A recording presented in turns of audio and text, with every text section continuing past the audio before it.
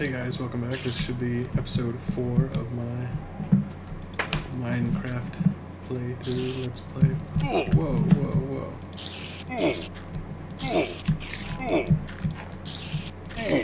Spotter's getting wild, man. Spotter's getting wild.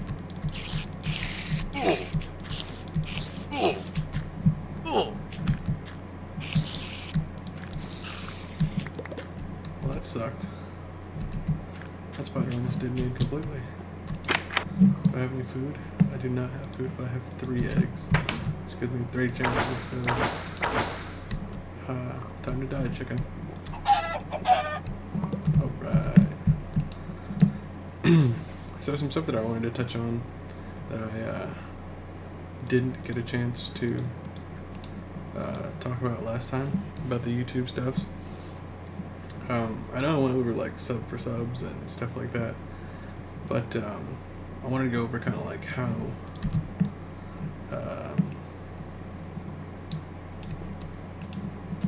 it works, I guess, in the long run. How there's certain things you kind of want to avoid doing. Let me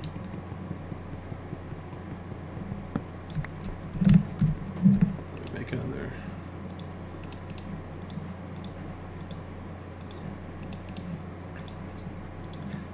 Some things you kind of want to avoid doing are like I said, spamming people with likes and favorites. Also, don't try to be too out there, I guess you could say. Because it's always good to be different, but you don't want to be too different. If that makes any sense?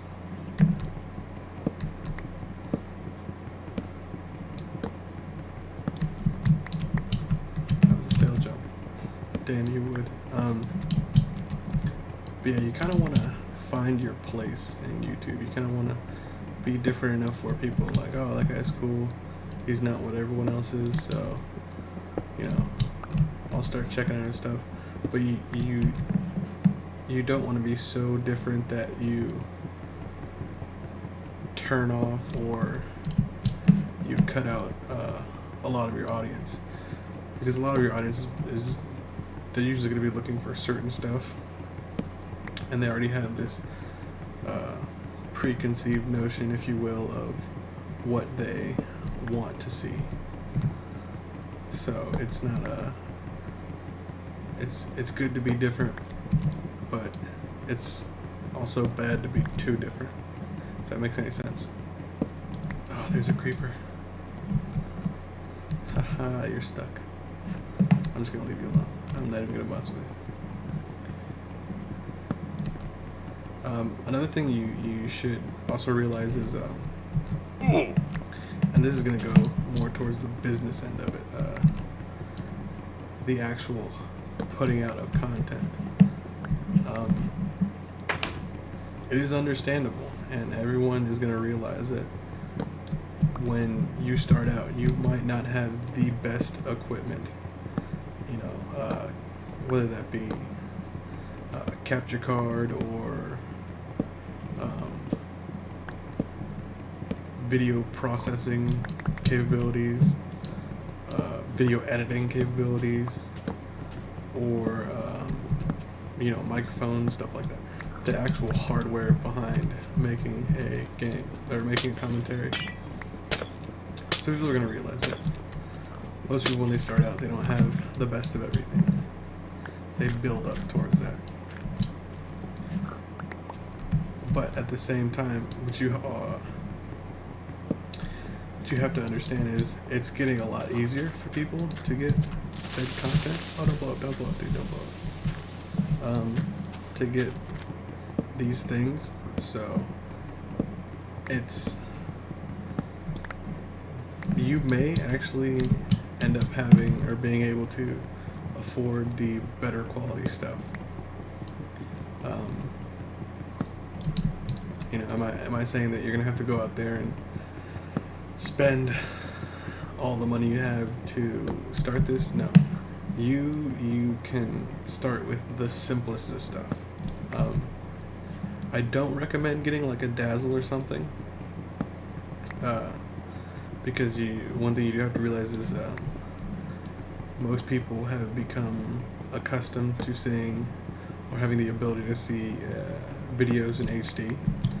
So that's kind of a luxury that people have stuck to. You still have it? Okay, good. They've become accustomed to having HD, so they want to use it as much as possible. Another thing that you also have to think about is what games you're going to play. Because although YouTube is this giant spread out community of different people who's doing different things, in the end you're gonna need to have a target demographic.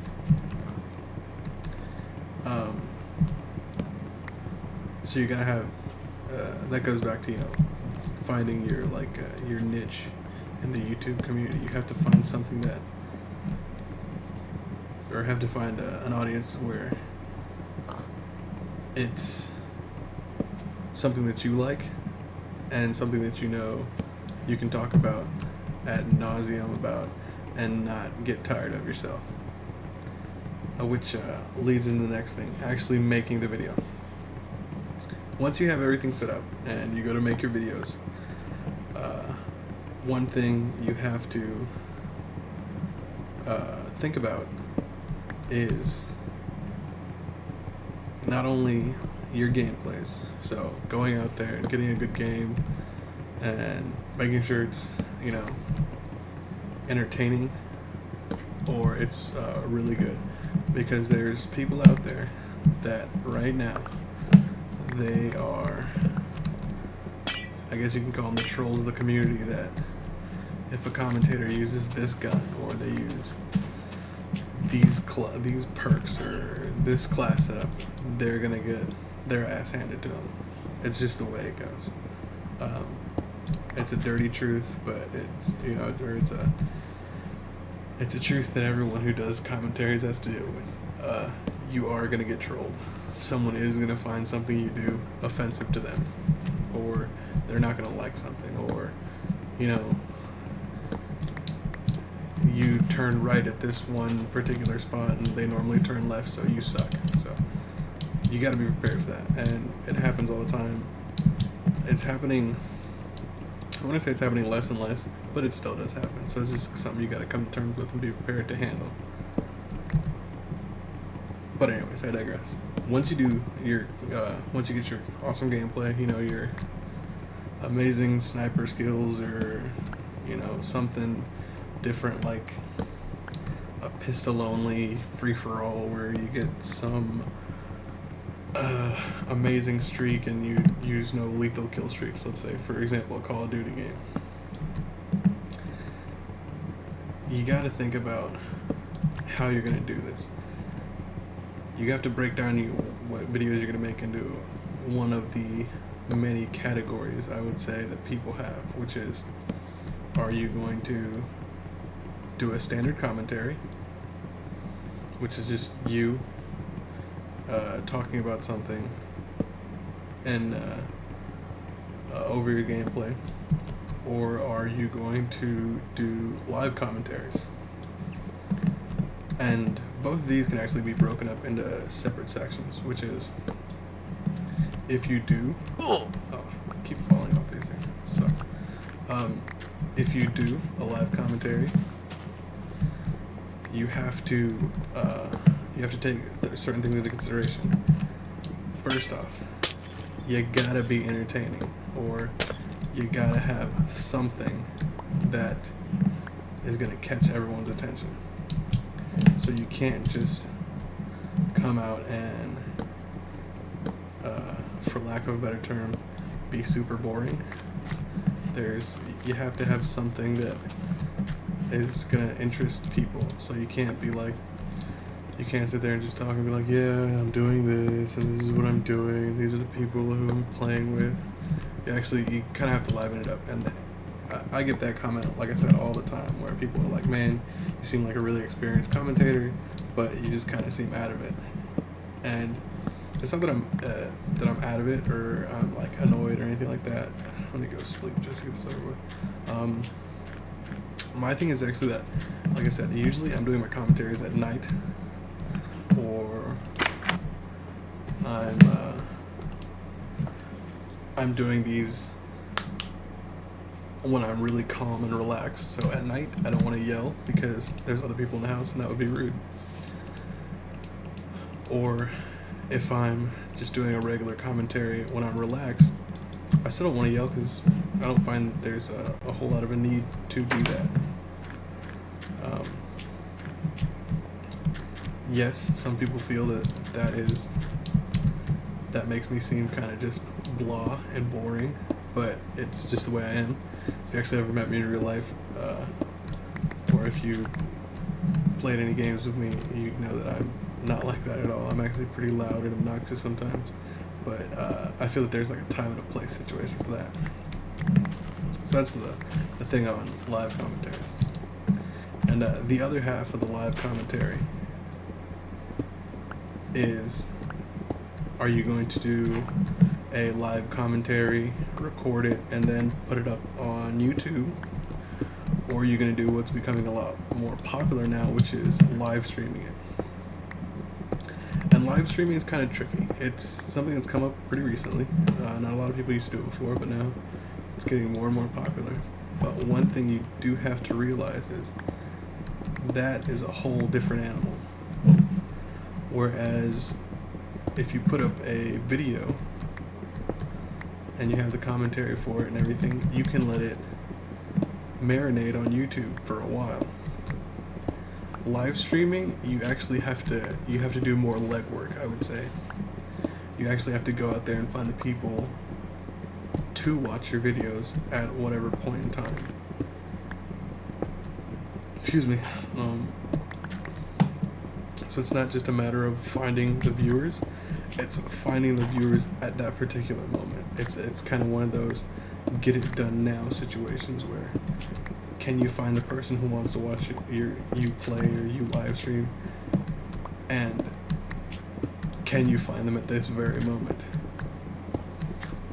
And just like I said, just like with regular live commentaries, you have to be entertaining, because if you're not, people will click off your live streams in a second. If they don't find something entertaining, or they don't find something you do worthy of their time, I guess, they'll leave. And they will not even care about it. They will drop that in a heartbeat, just because of the way it is. Another thing you have to be mindful of is when you do a live stream, you have to think about your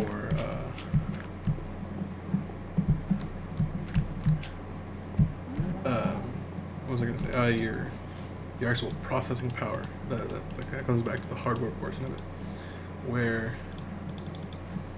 you need to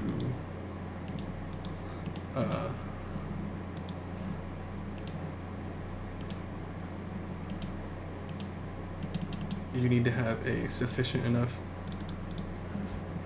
computer to handle everything that it requires to actually live stream. So you have to be able to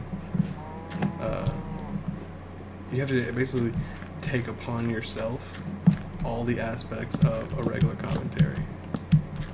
So whereas in a regular commentary, all you would have to worry about is maybe dealing with the video quality and audio quality, and you can adjust those in the editing process for a stream. You actually have to do that on the fly. You literally have to do that as you're streaming every time. Switch it up and make tweaks to everything that's going on. Because if you don't, once again, people will click off. As a whole, we try to say that we're good people, and all gamers try to help other gamers and stuff like that, but honestly, as a whole, we're very, very, I would say, I don't want to say self-centered, but we're kind of in that I want things the way I want them, and if it's not like that, it's not going to fly type deal. So if it's not to someone's liking, I know once again that sounds really bad, but it's really what it is. What you're doing is, you got to think about it in the sense that you're an entertainer, and what you're doing is producing a product for all your viewers, whether that be all your subscribers or random people that happen to find your channel. You have to make all these changes and handle all these things as soon as they arise.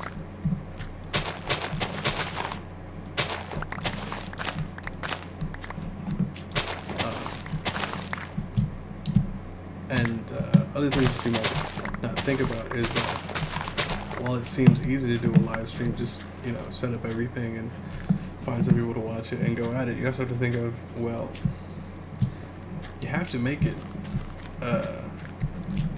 you have to set it up at a reasonable time where people will watch. So you have to think about it in, like I said, once again, as a consumer thing. You want prime time coverage. If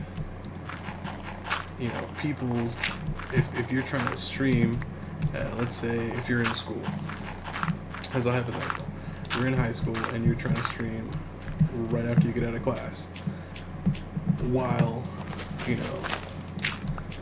2 o'clock or whenever you get out of class is a great time for you, that might not be the most ideal time to stream something, because you might be finding that, wow, like I said, 2 o'clock is great for you and it seems really good. Someone else is just getting out of work at 2 o'clock. They don't really want to watch it, or they're just starting to do something at 2 o'clock. You have to understand the differences in between the time zones and everything like that, and you have to recalculate almost all this stuff constantly on the fly. And it gets tricky. It gets real tricky, and people get frustrated about it and everything. So that's why sometimes you see people will almost they'll like quit out, or they get what I got at first, which was what I call the YouTube frustration, that you feel like you're putting a lot into your content and everything, but nobody's recognizing it. And that's just comes, like I said, with the territory. You're gonna find that while it seems that people are really willing to watch something, they're not as willing to watch it unless it's convenient to them. Like I said, I know this all sounds really dumb and really silly, and you're like, oh man, Prophet, why are you telling me this? This is kind of stuff that I figured.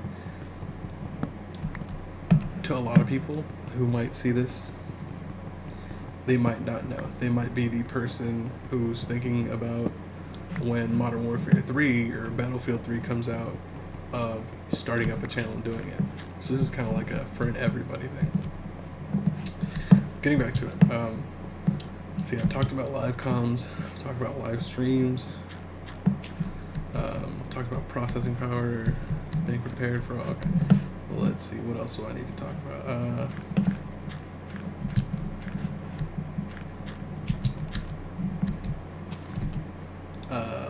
Let's see. Okay, I'm gonna go ahead and talk about the business end of it, which, well, actually no, I'll finish up about videos and stuff like that. Okay, so you have your video, you do your commentary, and you've picked out a good time to put it up, because that's another thing you also have to kind of time when's the best time to actually set up a video,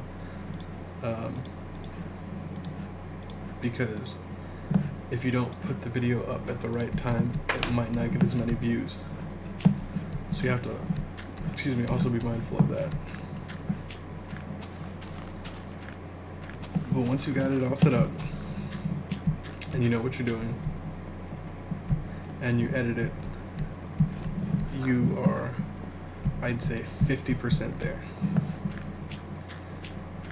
Because you have to start, you actually have to start marketing yourself.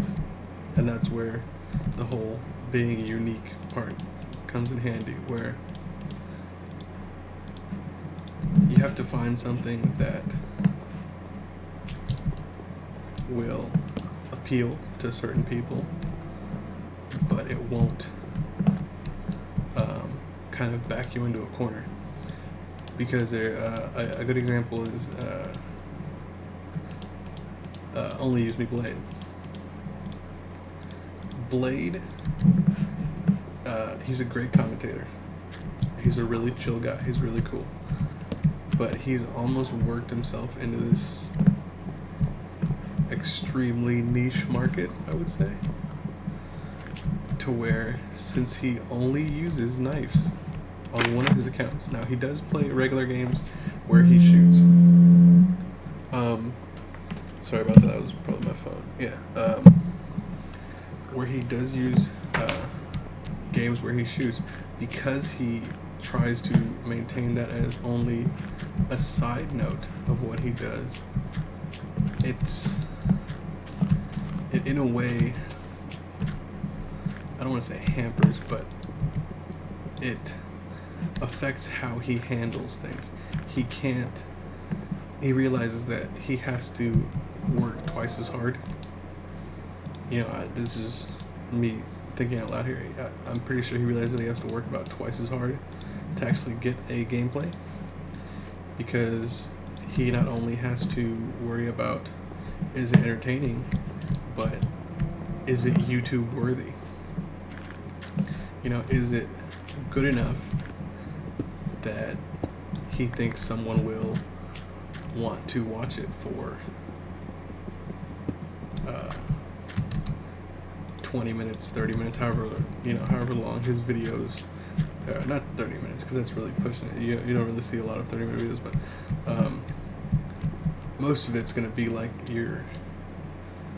I'd say about 10 minutes is usually what you see, unless it's like a Battlefield game where you're going really long. But once again, I'm going everywhere with these subjects, and that's kind of how I think.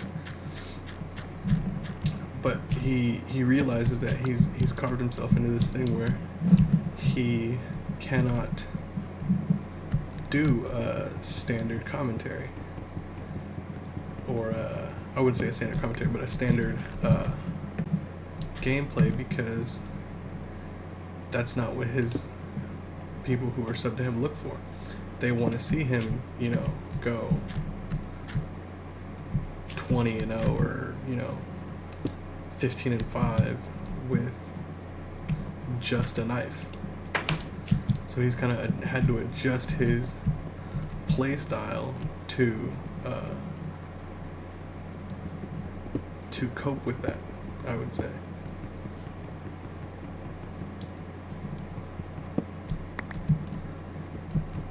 And that's like I said, that goes back to, once you find what you do, you want to be different enough to where you are different enough that way you can find a good amount of people that like what you do, but not too different to where you're kind of putting yourself in a predicament where you're backed yourself into a corner creatively, to where people are just looking for this one thing from you. Let's see how I want to do that.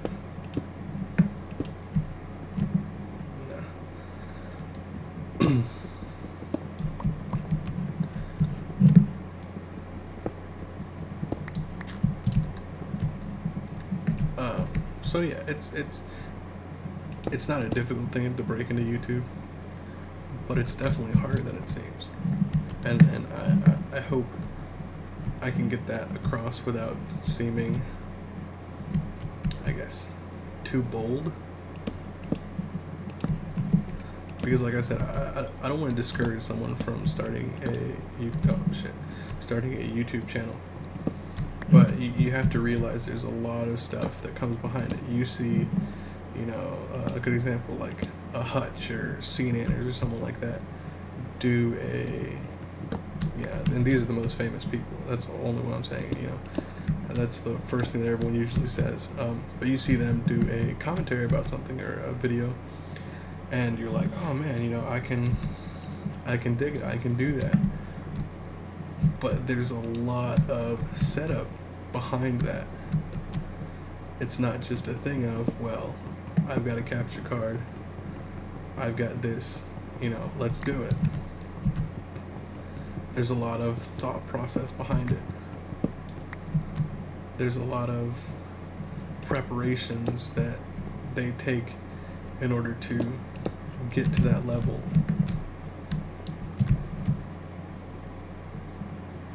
Yeah, I don't mind that. There's a spider somewhere. I hear you.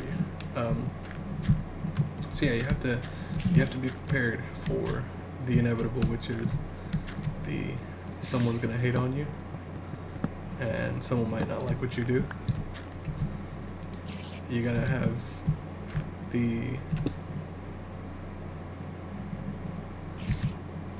preparedness to realize that there is a lot involved to it. There's a lot of work, money, time, and effort put into these. Although it seems really easy and anybody can do it, it's true. I'll be the first to tell you, it's true. It is fun. Anybody can do it, but it's one of those situations where anybody can, but not a lot of people do. Think about like being a doctor. Anybody can be a doctor, but not a lot of people are, because it takes a lot of time, effort. There's a lot of stuff involved to it. There's a lot of back stuff that you have to worry about.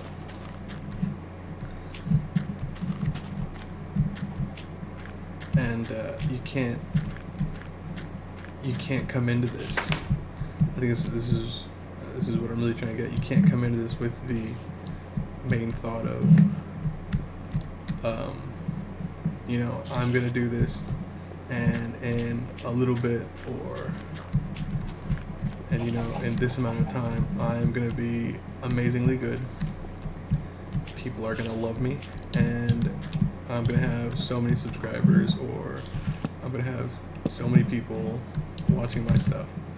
You have to be prepared to fail. And what I mean by that is you have to be ready to have someone not like something you do. Because at the end of the day, that's the name of the game. Someone is going to hate. I know it's an evil thing to think about, but it's true. There's going to be someone who doesn't like what you do. There's going to be people who try to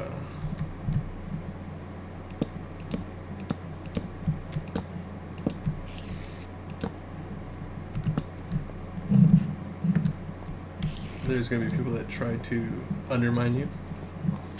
There's going to be people that try to take advantage of you. And it's just like the world, bro. It honestly is. It's just like real life. And like I said, this seems kind of like a downer thing, but I'm not discouraging you. I'm actually trying to help you. I'm trying to give you the ins and outs into YouTube and how it works, so you don't end up coming into this thing and thinking, it's gonna be super easy, and I'm not gonna need anybody's help, or I'm not gonna have to try too hard to get it done. It's just gonna kind of happen. And like I said, for you, it might. You might be one of those people who they come up and they do, after a few videos, or after a little bit of being on, you get hundreds of views or thousands of views and tons of people like you. And if that's the case, awesome. More power to you. I hope you do good. But if you don't, I don't want you guys to get discouraged. it's a hard thing. With the way that YouTube has evolved, it very much is like a job. Because you gotta remember, YouTube came from people with similar content putting up stuff to people who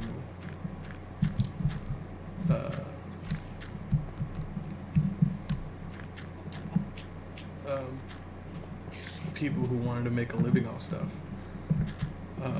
coming in and doing it. And like I said, I contributed that more to big business that came into YouTube, not the people involved with YouTube. Because the people involved with YouTube, they still are looking for the same basic stuff, which is putting out good content to people who want to see it. And the ones who changed it in the sense that they affected how things are it is big business. It was the business aspect of was the business end of YouTube, or the people involved with YouTube. It's a dirty truth of the YouTube game, but it is the truth. You have to be aware of that. And like I said, don't get discouraged. It's not a bad thing if that happens. It's just, it's not as awesome as everyone thinks it is. So you have to be aware that, like I said, not everyone is gonna like your stuff. And if there are people who do like your stuff, don't alienate them. That's the number one thing. If I can say there's a number one thing, it's that. Don't ever let it get to your head. Don't ever take it for granted.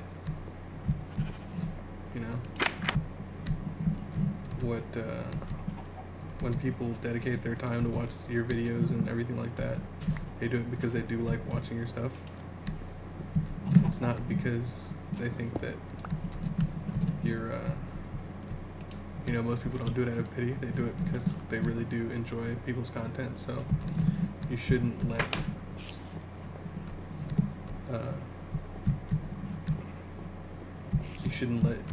any YouTube fame that you get go overboard. And you should do fine. But just recapping, like I said. Oh, I hear a skeleton. Oh, there you are, you dirty bastard. You can't go too crazy with it, Don't try too hard. Oh shit, they're everywhere. Don't try too hard with it, but you do have to try. And all in all, everyone who is on YouTube, for the most part, there's a good amount of us who actually do try, and we do enjoy what we do. We're not in it for the money, although people do go for money. And actually, before I end this video, I'll talk a little bit about that. So the money aspect of it. Can you make money on YouTube? Yes. Does it make things a lot harder? Yes. Like I said, I do think that's why YouTube is the way it is now, because of the money aspect.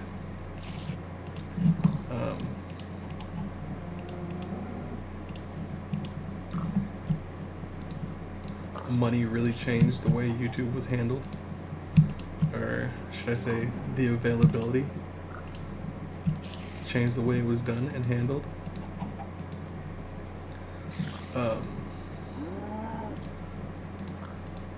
It's a lot different from what it was when I started handling things with YouTube back in the day. Does that mean that it's going to be all bad? No. Does that mean that it's going to be different? Yeah. But hey, change to a degree is always good. But the making money with YouTube. Yes, you can make money with YouTube. Does it make it easier? No, because that breeds certain things that they're not too well looked upon in the YouTube community. Holy shit. How'd you end up in there? Oh my god. You get the people, like I said, who try to do the sub for subs and give you dead subs, which that's not cool.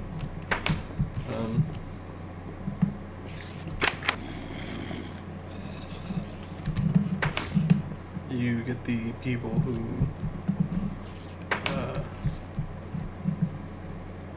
try to